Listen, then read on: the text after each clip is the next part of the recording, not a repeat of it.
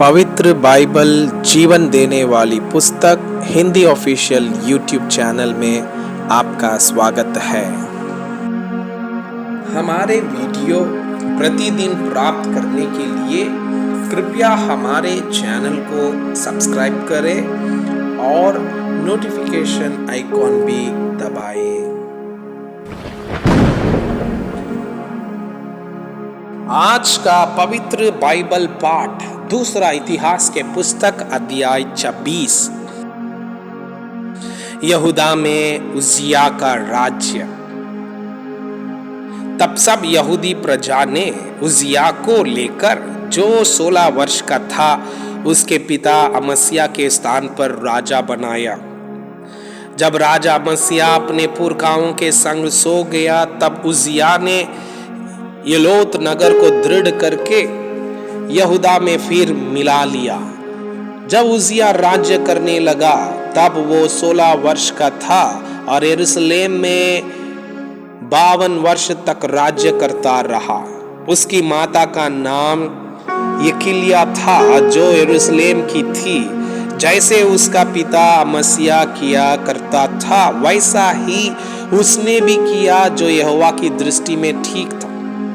जकरिया के दिनों में जो परमेश्वर के दर्शन के विषय समझ रखता था वो परमेश्वर की खोज में लगा रहता था और जब तक वो यहोवा की खोज में लगा रहा तब तक परमेश्वर ने उसको सफलता दी। तब उसने जाकर फिलिस्तियों से युद्ध किया और गत यब्ने और अशदोद की शहरपनाहों घिरा दिया और अशदोद के आसपास और फिलिस्तियों के बीच में नगर बसाए। परमेश्वर ने फिलिस्तियों और घुरबाल वासी अरबियों और मुनियों के विरुद्ध उसकी सहायता की।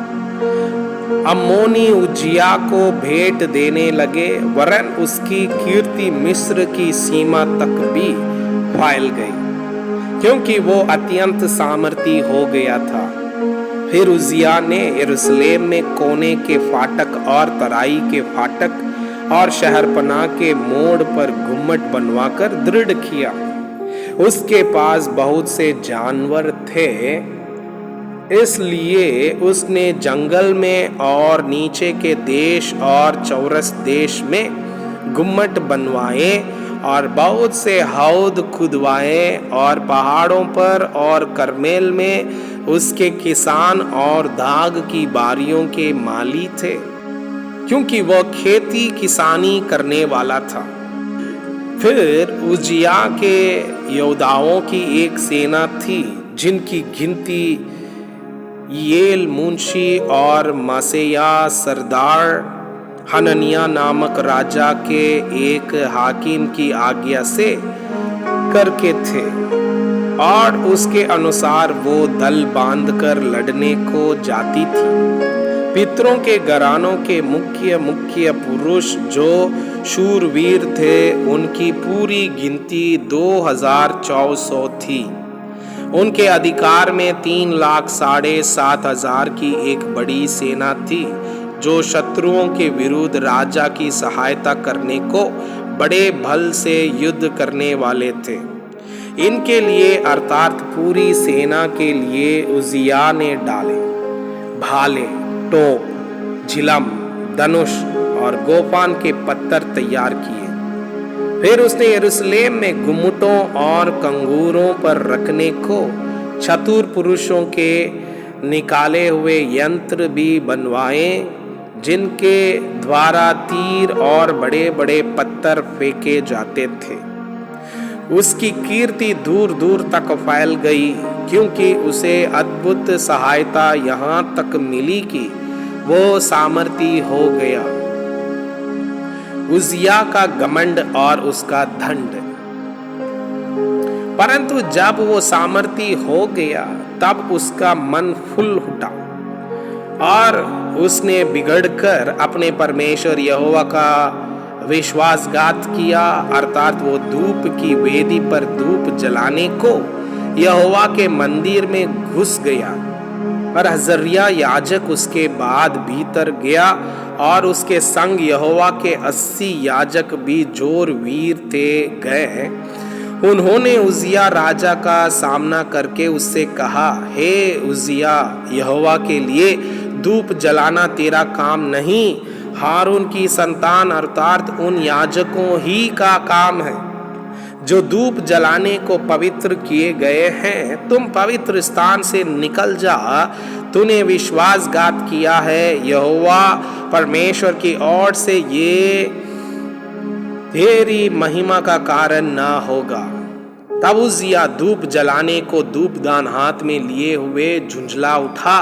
वो याजकों पर झुंझला रहा था कि याजकों के देखते देखते यहोवा के भवन में धूप की वेदी के पास ही उसके माथे पर कोढ़ प्रकट हुआ। हजरिया महायाजक और सब याजकों ने उस पर दृष्टि की और क्या देखा कि उसके माथे पर कोढ़ निकला है।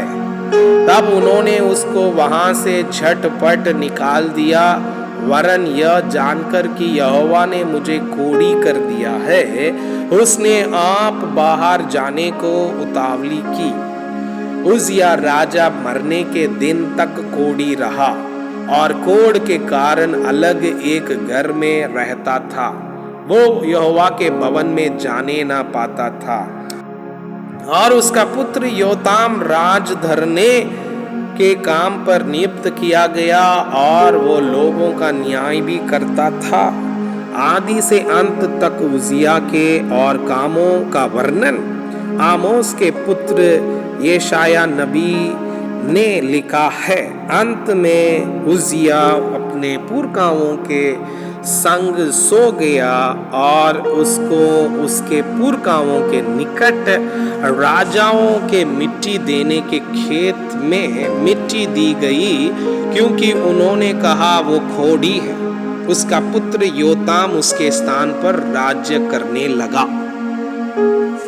मैं आपसे यह अनुरोध करता हूँ कि कृपया आज का बाइबल पाठ को अध्ययन करें और जिन वचनों के द्वारा आप प्रभावित हुए उसे अपने कॉपी में लिखें और आज दिन भर इस वचनों को अपने जीवन में अभ्यास करें। परमेश्वर चाहता है कि